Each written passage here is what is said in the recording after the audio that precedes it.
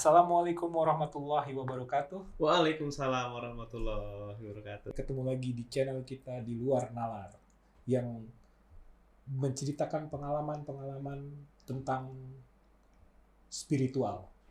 Dan yang tidak pakai nalar. Oke, perkenalkan nih sekarang teman kita nih sekarang di sini akan bukan menceritakan ya sebenarnya teman-teman ya, memberikan pengalaman yang pokoknya mencengangkan lah pokoknya di luar nalar, kejadian sebenarnya ya. Sebenarnya. Irfan ini teman saya sekolah. Coba diceritakan. Satu bangku kita makan dulu ya. Coba diceritakan, bro. Langsung atau gimana nih? Ceritain dulu lah sedikit. Apa nama lu, gimana? Oh iya, oke. Nama saya Irfan. Terus gue biasa kerja sehari-hari sebagai software developer, gitu kan. Nah, itu aja sih sebenarnya. Oh, kalau misalkan itu jadi sebagai software developer tuh kan sebenarnya lu banyak pengalaman berjalan-jalan pergi ke satu proyek di luar kota kan? Iya, betul. Pasti pengalaman itu ada di salah satu itu kan. Dan salah satu pengalaman itu memang ada ketika salah satu proyek yang ada di Sumatera sebenarnya. Nah, boleh langsung ceritain nih, bro. Ya. Nah, waktu itu kita punya proyek di Sumatera terkait waktu gue masih kerja sebenarnya ini. Jadi gue belum berdiri sendiri usaha gue. Gue tuh kerja di salah satu, di Palembang. Jadi kita tuh ada pekerjaan di proyek di Palembang dan kita diharuskan untuk menginap sekitar 1 bulan. Kebiasaan gue itu kalau misalkan nyari tempat nginep, itu biasanya nyari tempat yang ada diskotiknya supaya gue bisa rame. Iya, itu rame, maksud lo melarikan diri dari ketakutan atau gimana nih? Enggak, memang kebiasaan karena memang supaya rame. Jadi kalau misalkan hotel itu makin bintangnya makin banyak, itu makin sepi. Oh gitu ya. Itu serius tuh. Jadi dan banyak kejadian sebenarnya.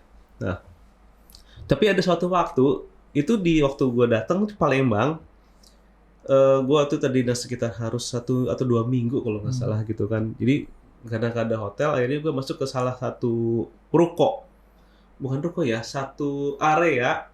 Di situ banyak rukonya dan ada hotel di situ. Oh, bentuknya kayak satu yang sekarang warnanya merah itu. Itu belum ada dulu. Belum ada itu. Gue tahu lo larinya mau kemana gue ngomong nih. Iya, terus.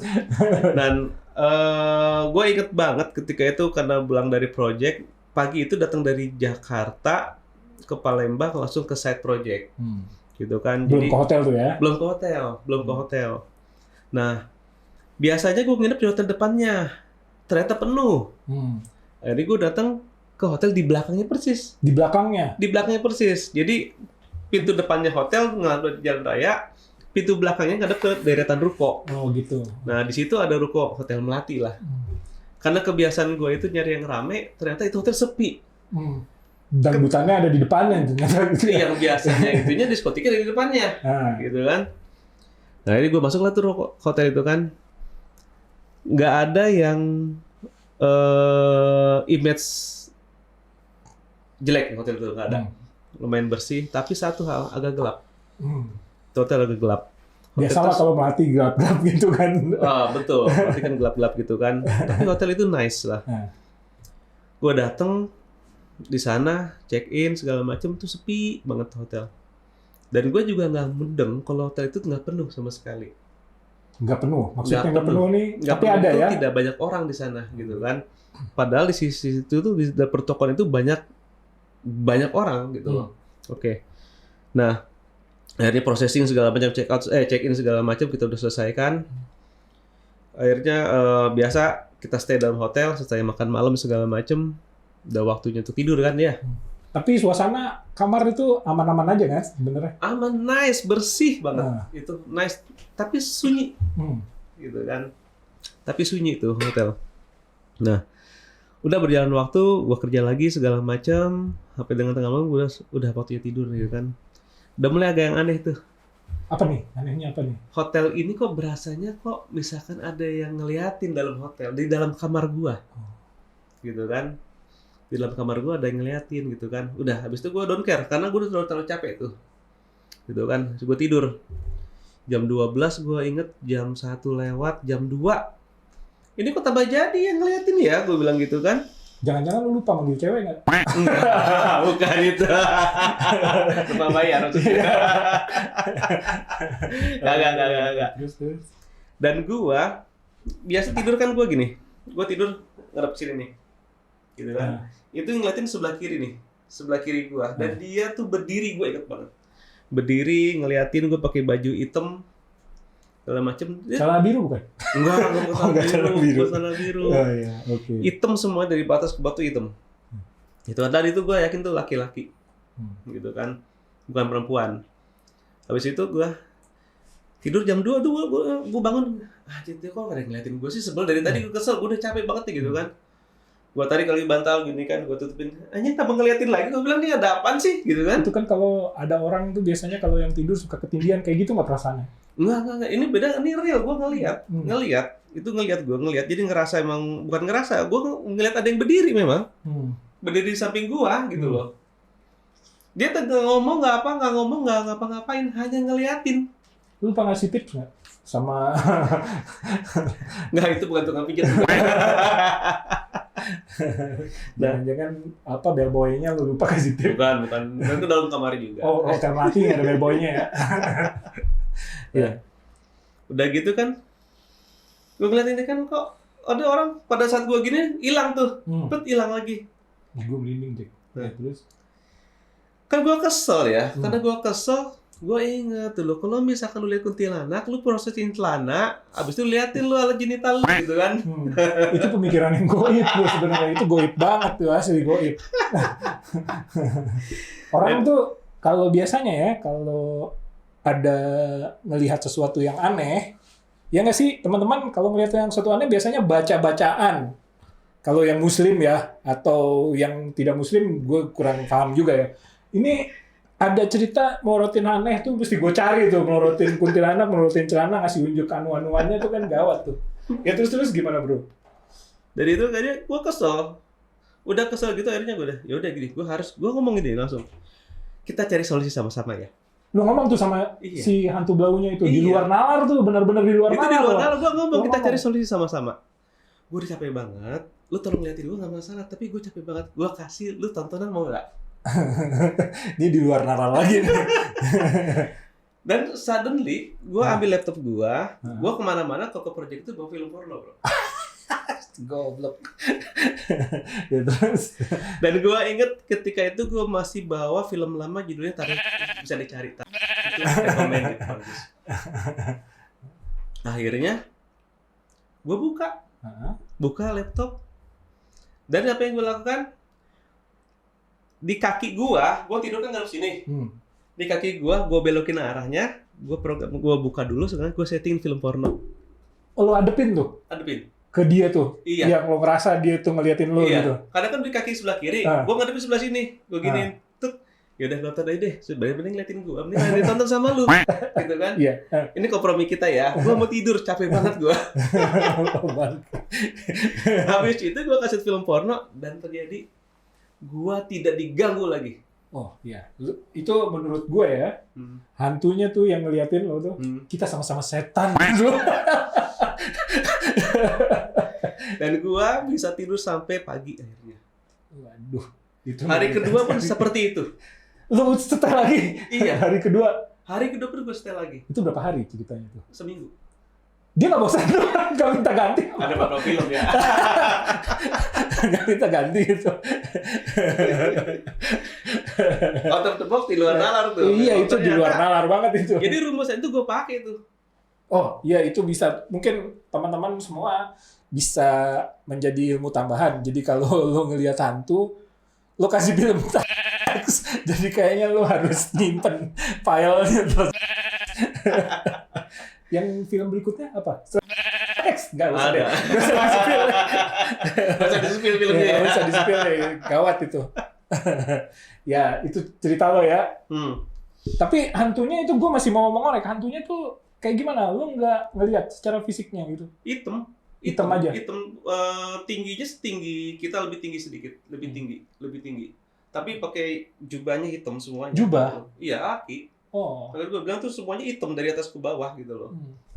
Dan dia nonton film bokep ya? Dan akhirnya dia nonton, nggak tahu dia sempat dia apa kagak.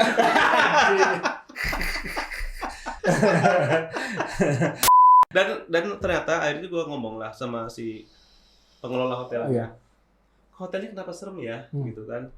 Dan memang ternyata hotel itu dibangun dari bekas diskotik yang kebakar dulunya, Oh. gitu. Dan itu di lantai 3-nya itu memang dulunya diskotik, gitu kan. Terus terbakar banyak. Gue tahu tahun berapa pernah ada kejadian di Palembang, diskotik terbakar dan banyak korban. Itu hotelnya.